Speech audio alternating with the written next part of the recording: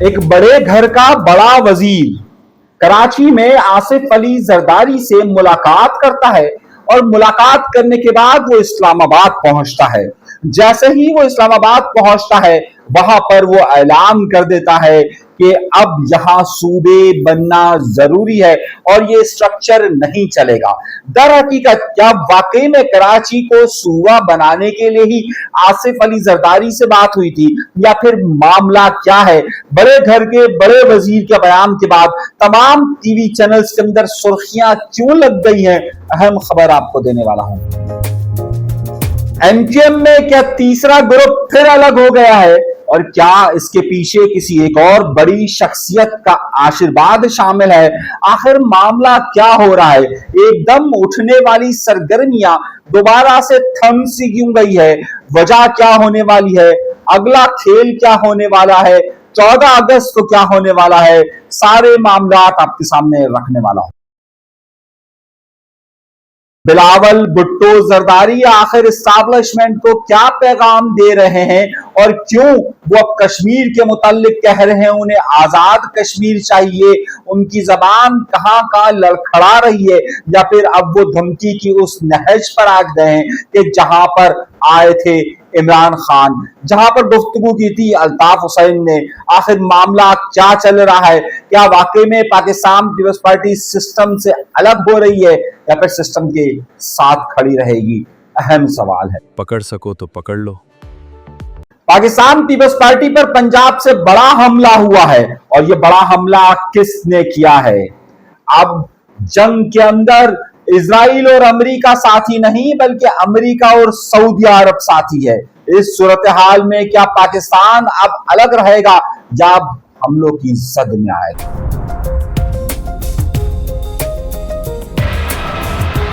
آج کے پروگرام میں میں آپ کو دینے والا ہوں دو بڑی تہلکہ خیز خبریں، اور وہ دو بڑی تہلکہ خیز خبریں آپ کے سامنے رکھنے والا ہوں کہ جس کے بعد آپ یہ سوچنے پر مجبور ہو جائیں گے کہ کیا پاکستان کی سیاست ایک کروٹ لے رہی ہے؟ پاکستان میں طاقت کا محور کیا تبدیل ہونے کی طرف جا رہا ہے؟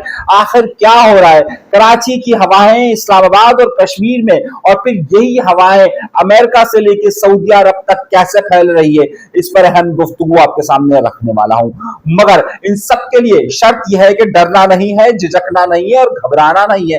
چینل کو سبسکرائب ضرور کرنا ہے، کوئی لاپتہ نہیں کرے گا۔ آئیے اپنے پروگرام کا باقاعدہ آغاز کرتے ہیں اپنے پروردگار کے شکر سے۔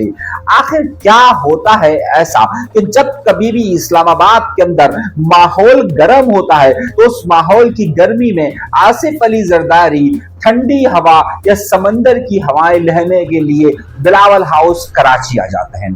ذرا سا ہم بہت زیادہ پیچھے نہیں جاتے، ان کے دور حکومت سے پیچھے نہیں جاتے، ہم 2008 میں نہیں جاتے، بلکہ ہم آپ کو یہ بتانے کی کوشش کرتے ہیں کہ ابھی جب خاص طور پر ایران اور امریکہ کا معاملہ چل رہا تھا، ان کے وفود اسلام آباد آ رہے تھے تو آصف علی زرداری کیوں کر کراچی میں ہی بیٹھے ہوئے تھے۔ جب کبھی بھی آپ نے دیکھا ہوگا اسلام آباد کا ماحول گرم ہوتا ہے تو آصف علی زرداری کراچی میں آ کر بیٹھ جاتے ہیں۔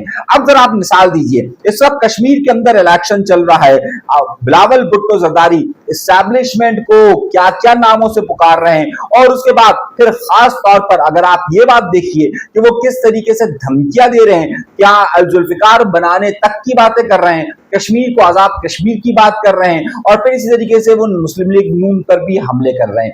در حقیقت تو ایک انتخابی مہم چلا رہے ہیں، مگر اسی صورت کشمیر کے اندر صورتحال انتہائی ناگزیر ہو چکی ہے، انتہائی خراب صورتحال ہے۔ خیبر پختونخوا پر دہشت گردوں کے حملے مسلسل جاری ہیں، بلوچستان میں دہشت گرد حملے کر رہے ہیں، ایران اور امریکہ کی جنگ کے اندر سعودی عرب کود پڑا ہے، اور اتنے سنگین معاملات کے اندر آصف علی زرداری ایک بڑے صوفے پر بیٹھ کر کراچی کے اندر بلاول ہاؤس کے اندر آرام سے گپ شپ مار رہے ہیں۔ کیا یہ اتفاقی بات ہے یا پھر آصف علی زرداری ہر اس انٹینس ماحول میں کہ جب انہیں چھپ جانا چاہیے یا جب انہیں اعلیٰ شخصیات تک نہیں جانا چاہیے تو وہ کراچی آ کر بیٹھ جاتے ہیں؟ مگر ان کو پیغام دینے کے لیے آپ وقتاً فقتاً دیکھیے، جب کبھی بھی وہ کراچی آ کر بیٹھتے ہیں تو ان کو پیغام دینے کے لیے ایک شخص آتا ہے جو کہ इस वक्त पाकिस्तान का ताकतवर तरीन शख्स कहलाता है, जिसके मुतालिक राना सनाउल्लाह ये फरमाते हैं कि अगर वो चाहे तो वजीर आजम बन सकता है, ये तो उनकी मर्जी है कि वो नहीं बन रहे।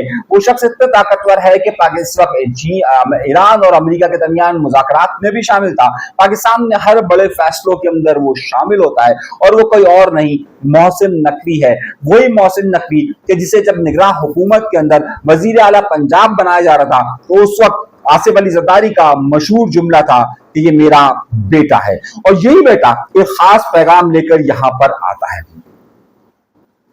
जराए ये इतलात देते हैं इस वक्त मोहसिन नकवी खास तौर पर मीरपुर की हालात और उसके साथ साथ कश्मीर के अंदर की सूरत हाल, इस वक्त खास तौर पर बिलावल भुट्टो जरदारी का पाकिस्तान के मुख्तदरा हल्कों के मुतल्लिक होने वाली गुफ्तगू, और फिर इस वक्त ईरान और अमेरिका के दरमियान मुज़ाकरात का मामला, और फिर कई अहम मामला पर गुफ्तगू के लिए, या बल्कि आप यूं समझिए कि आसिफ अली जरदारी को एतमाद में लेने के लिए तशरीफ लाए हैं कराची। मगर इस तशरीफ लाने के अगले ही दिन के बाद, यानी कि ये कल वो तशरीफ लाते हैं, और आज इस्लामाबाद के अंदर वो एक प्रोग्राम के अंदर खड़े हुए कहते हैं कि निजाम इंतहाई बोसीदा हो चुका है, और इस बोसीदा निजाम के अंदर अब नए एडमिनिस्ट्रेटिव यूनिट्स, यानी कि नए इंतजामी यूनिट बनाने की जरूरत है। और नए यूनिट बनाने की जरूरत के साथ साथ वो कहते हैं कि आप इसे कोई भी नाम दे दीजिए, इसे सूबा या कुछ भी कह दीजिए। मोहसिन नकवी के मुतालिक मैंने आपको ब्रीफ करना इसलिए जरूरी था क्योंकि वो जो सोचते हैं, वो जो कहते हैं, वो जो पैगाम देते हैं, वो दर हकीकत उन्हीं ताकतवर हलकों की तरफ से पैगाम होता है कि जिसे इक्तदार का अहम अहम सुतून करार दिए जाते हैं। ये कहा जाता है कि मोहसिन नकवी वजीर दाखिला हैं, वो हुकूमत की सोच से ज्यादा वाकिफ हैं, और जाहिर है वो हुकूमत की सोच को ही नीचे इम्प्लीमेंट करवाते हैं। अगर वो कोई गुफ्तगू करते हैं तो फिर ऐसी गुफ्तगू इसीलिए होगी कि शायद वो वाज़ेह पैगाम हो। बहुत सारे लोगों ने इस गुफ्तगू को इससे जोड़ा कि आसिफ अली जरदारी का जिसे बेटा करार देते हैं, वो वहां खड़ा होकर नए सूबे की तश्कील के बारे में बात कर रहा है। क्या पाकिस्तान पीपल्स पार्टी को इस हवाले से पैगाम दिया जा रहा है कि जो बिलावल भुट्टो जरदारी वहां पर कर रहे हैं, यानी आसिफ अली जरदारी का एक सगा बेटा वहां पर जो गुफ्तगू कर रहा है, उसके काउंटर करने के लिए कि क्या आसिफ अली जरदारी का दूसरा मुंह बोला बेटा यहां पर आकर यह कहता है कि जनाब नए सूबे होने चाहिए, और इस फार्मूले को कभी भी पाकिस्तान पीपल्स पार्टी तस्लीम नहीं कर सकती है। तो फिर ये बयान क्यों कराया है? ये बयान क्यों कराया है? क्या इस बार भी एक बार फिर दबाव की सियासत हो रही है कि बिलावल भुट्टो जरदारी जो कह रहे हैं वो वहां से यहां पर उनके प्रेशर को डाइल्यूट किया जा रहा है, या फिर वाकई में पाकिस्तान के आला तबके ने ये फैसला कर लिया है और मोहसिन नकवी की जबानी कहा जा रहा है कि अब सूबे बनेंगे, कराची सूबा बनेगा बनेगा और बनेगा। क्या ये फैसला हो चुका है? तो फिर इसकी इंप्लीमेंटेशन कैसे होगी, इसका इतलाक कैसे होगा, और इसका इतलाक कौन करवाएगा? इसका जवाब कहीं और से नहीं आया, बल्कि शर्जील इनाम नेमन जिस तरीके से मरियम नवाज पर चिल्ला रहे हैं, वहीं से उज़्मा बुखारी ने यहां पर हमला किया है। किस पर? पाकिस्तान पीपल्स पार्टी पर। उन्होंने दो नुकात पर बात की। उन्होंने पहला नुकता कहा कि वो पाकिस्तान पीपल्स पार्टी जो पंजाब में सूबे बनाने की, खैबर पख्तूनख्वा के अंदर सूबे बनाने की, बलूचिस्तान में सूबा बनाने की हिमायत करती है, वही सिंध के अंदर सूबा बनाने की मुखालफत क्यों करती है? और अगर यहाँ पर हॉस्पिटल इतने अच्छे हो चुके हैं तो इनकी आला तबके के लोग, इनके वुजरा के बेटे और वुजरा क्यों बाहर इलाज करवाने जाते हैं? शायद वो इशारा कर रही थी नासिर हुसैन शाह पर कि जो पिछले दिनों अबू धाबी के अंदर अपना इलाज करवा रहे थे। खैर मैं उनका नहीं कह रहा, लेकिन ये उनका जिक्र हो सकता है। मगर मामला क्या है? मामले की संगीनी को आप देखिए। क्या अब वाकई में एक बार फिर जिस तरीके से वहां पर प्रेशर टैक्टिक्स हुई थी गिलगित बल्तिस्तान के अंदर, वहां पर प्रेशर टैक्टिक्स के तौर पर कराची के मसले को उठाया गया था, अब बिलावल भुट्टो जरदारी के काउंटर के लिए क्या यहां पर यह स्टेटमेंट दिया जा रहा है या वाकई में पाकिस्तान के मुक़्तदरा ताकतें अब इस बात का फैसला कर चुकी है कि क्या अब कराची को नया सूबा बनना चाहिए? ये सियासत चल रही है या सिर्फ एक दूसरे पर दबाव है, या फिर वाकई में कराची के लोगों को उनका हक देने की बात की जा रही है और पाकिस्तान के लोगों को ज्यादा से ज्यादा ताकतवर करने की बात कही जा रही है? आखिर सवाल यहां पर आकर रुका है, सियासत का ये खेल इस वक्त क्यों कर हुआ है? ये बुनियादी चीज है। अभी मामला यहीं तक नहीं चल रहा है, लेकिन दूसरी तरफ एमक्यूएम पाकिस्तान भी एक बार फिर सिंध हुकूमत पर चढ़ने के लिए तैयार है।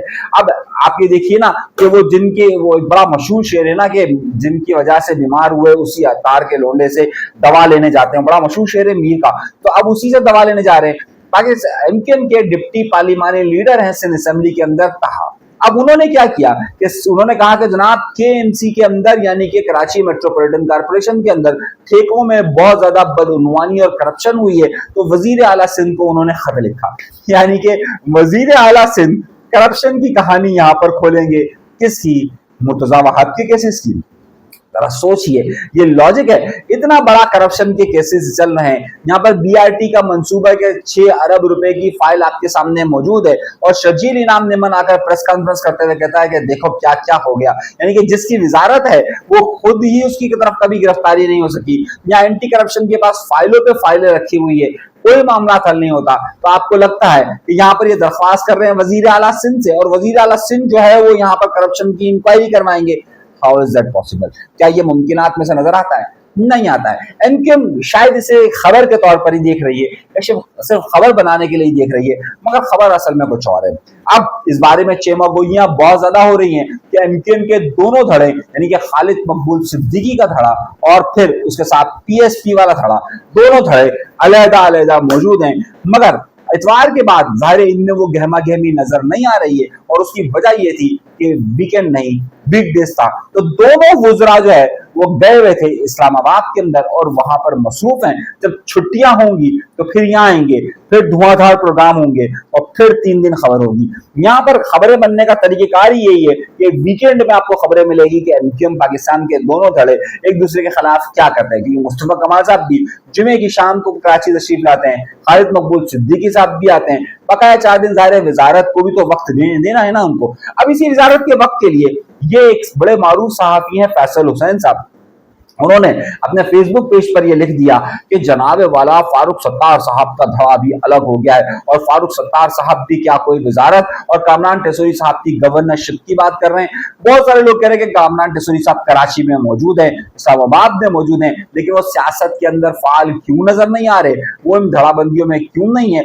सारे डॉक्टर फारूक सत्तार का जो बयान है उसी बयान को हम आगे बढ़ाते हैं, और वो बयान जाहिर है उनकी मर्जी के बगैर नहीं आ सकता, यानी कि कामरान टेसोरी साहब की मर्जी के बगैर भी नहीं आ सकता। अब उनकी तरफ से ये बात फैसल हुसैन साहब का दावा है कि जनाब ये बात कही जा रही है कि ये गवर्नर के मुतालिक खालिद मकबूल सिद्दीकी साहब को लॉबिंग करे। अब जब गवर्नर की ही बात आई है तो जहां पाकिस्तान मुस्लिम लीग नून और पीएस पार्टी एक दूसरे पर आमने सामने हो रही है, वहीं गवर्नर सिंध ने यह भी कह दिया है कि अगर बिलावल को सीखना है, मतलब उन्होंने कहा नौजवान का लफ्ज इस्तेमाल किया कि अच्छी बात है वो सियासत कर रहे हैं, लेकिन नौजवानों को अगर सीखना है तो फिर वो नवाज शरीफ की सियासत को समझे। यानी दर हकीकत उन्होंने बिलावल को मशवरा दिया है कि भाई साहब आप नहीं बल्कि आप नवाज शरीफ की तरफ देखें।